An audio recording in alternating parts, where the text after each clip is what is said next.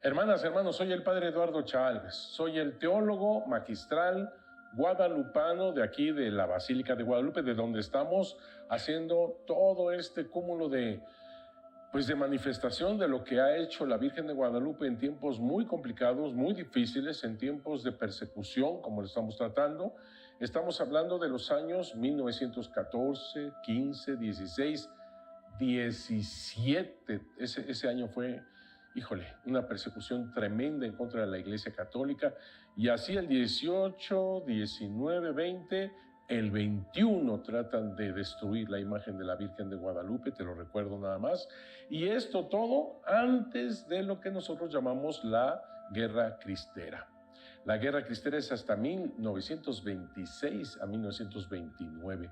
Te podrás imaginar este periodo que nosotros le hemos denominado también como una persecución desconocida, porque casi no se conoce todo lo que ha sido esta persecución en contra de tu Iglesia Católica en este tiempo, y también todas las reacciones en un tiempo tan violento.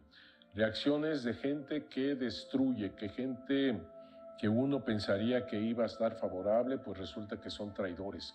Como gente que uno ni siquiera los tenía vistos en el panorama y sin embargo se comprometen y se procuran como una verdadera fraternidad guadalupana, digamos así, porque es tiempo de Guadalupe también. Realmente ángeles de Dios que en momentos difíciles, te digo, no lo teníamos en el horizonte, y se comprometen como verdadera iglesia, más allá de fronteras, de distancias, de idiomas, de tradiciones, de culturas tan distintas. No, para el amor no hay nada de eso. El amor es el único idioma que se conoce, se sabe y se habla con la práctica de un verdadero amor fraterno.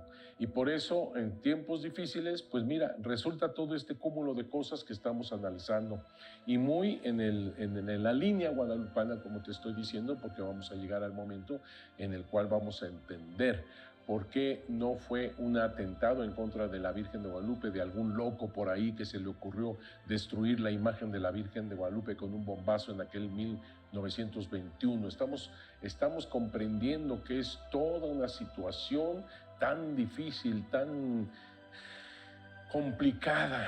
Hay tantas aristas en todo esto en el momento de la persecución desconocida en contra de tu Iglesia Católica, nuestra Iglesia Católica. Creo que esto yo ya lo leí la vez pasada, no importa, creo que el recordarlo también nos va a ayudar para ingresar en este momento, y es esta carta del arzobispo de Linares, Francisco Plancarte, el arzobispo de Guadalajara, al arzobispo de Guadalajara, Francisco Orozco Jiménez. Este señor Francisco Orozco Jiménez, quiero decirte de una vez para que lo sepas, para mí ese es un santo. En situaciones tan violentas, tan complicadas, él actúa como un verdadero pastor.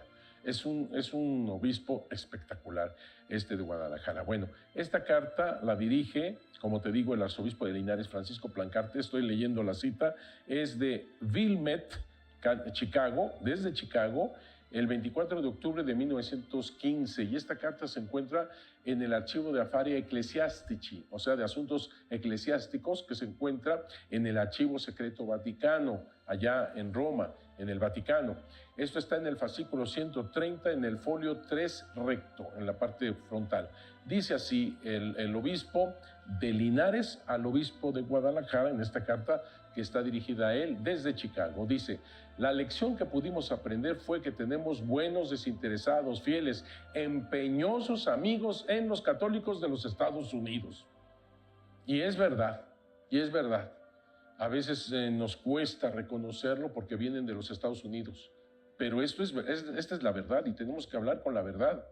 Fueron tantos católicos americanos que ayudaron a la iglesia perseguida de México en tiempos tan difíciles como te digo, y lo está reconociendo precisamente el obispo Francisco Plancarte, y le dice que han hecho cuanto han podido para salvarnos. Está hablando de los católicos norteamericanos.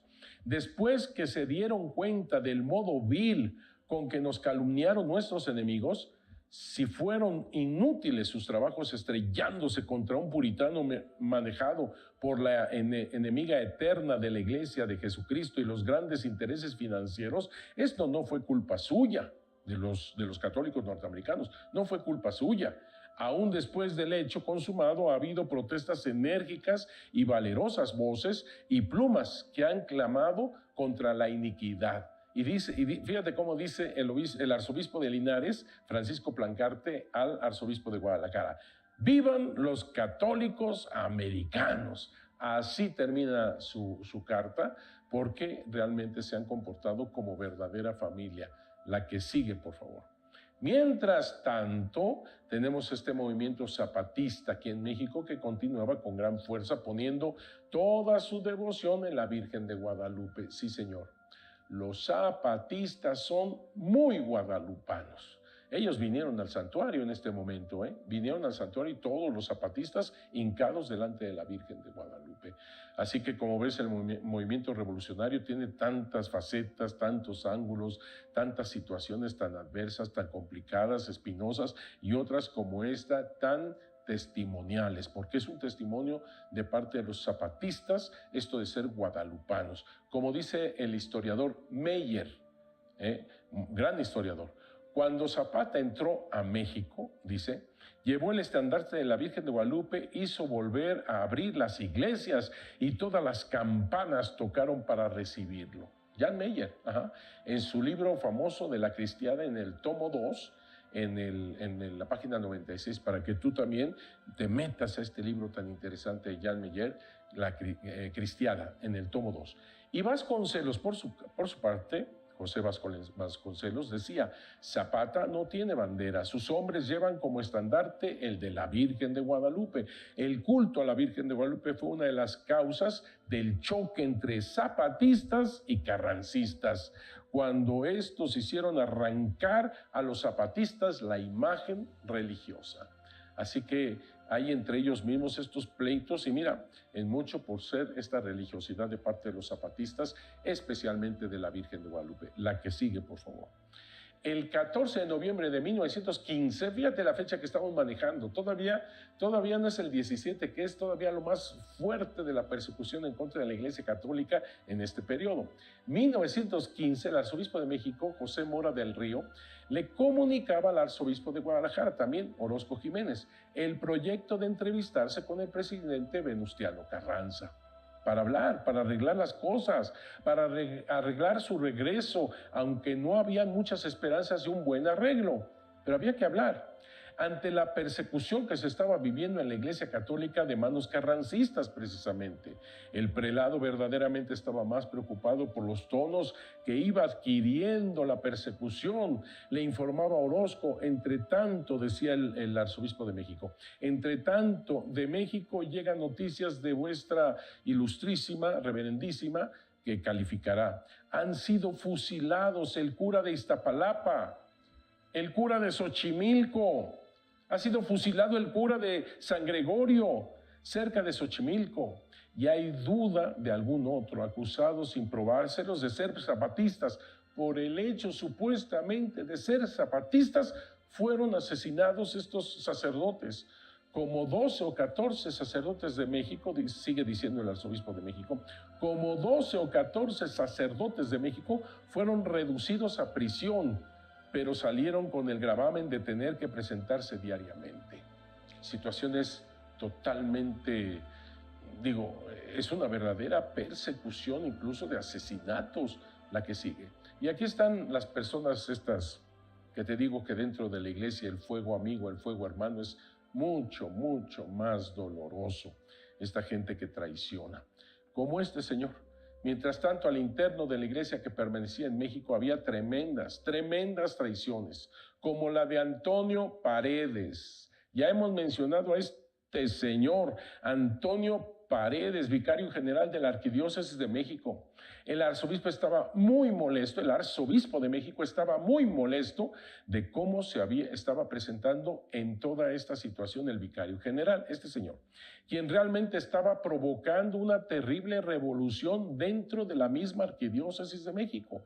Los carrancistas controlaban a Monseñor Paredes de una manera que rayaba en escandalosa.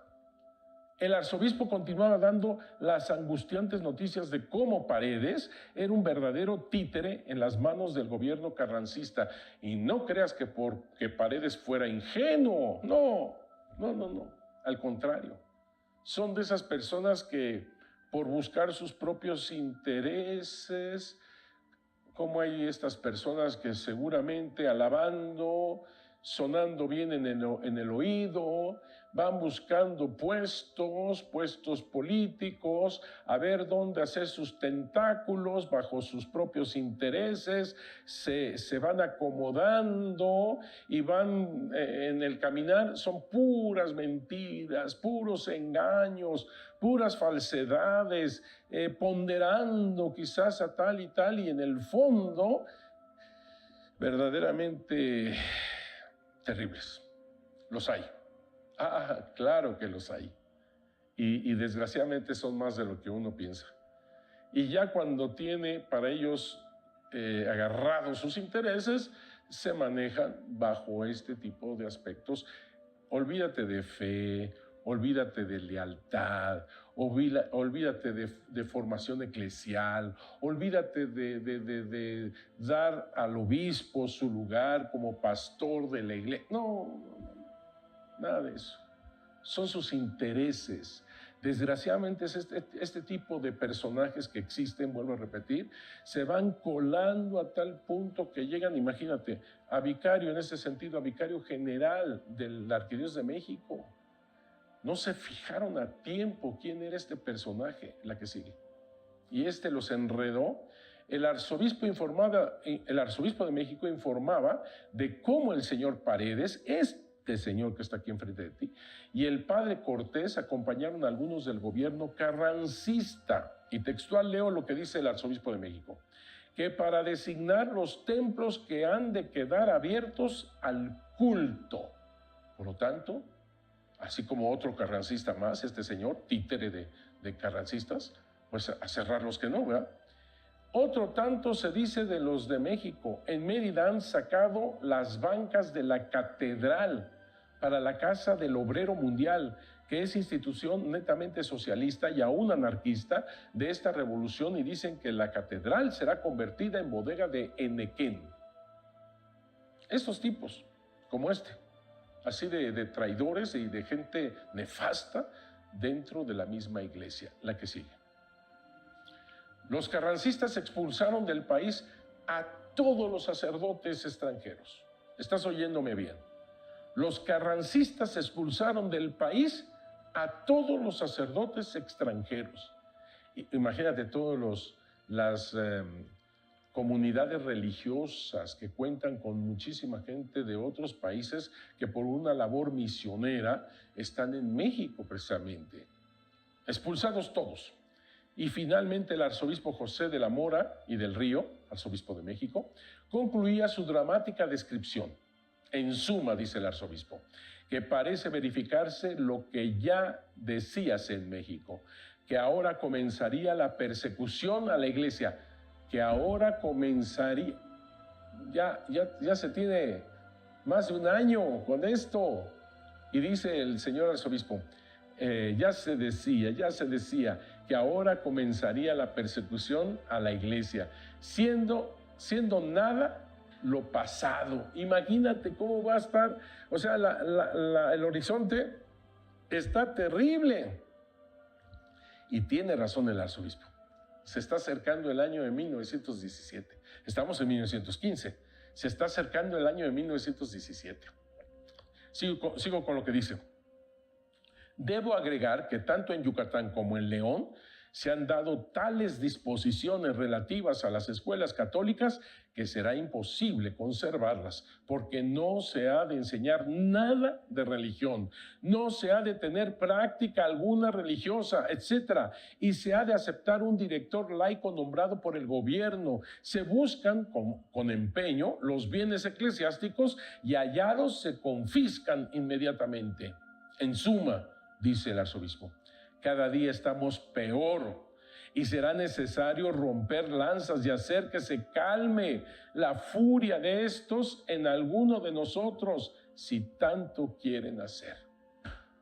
Terrible, terrible lo que se está viviendo. Esta es una carta del arzobispo José de la Mora y Río, arzobispo de Guadalajara, a Francisco Orozco, y esta carta es de San Antonio, Texas. Fíjate de dónde le está escribiendo el arzobispo de México, desde San Antonio, allá exiliado en Estados Unidos. Esta carta se tiene en el archivo de Affari Ecclesiastici en el Vaticano, por si quieres leerla. No te pierdas el próximo programa, esto se fue volando. Que Dios los bendiga mucho, que la Virgen de Guadalupe los siga cubriendo con su manto lleno de estrellas y de amor.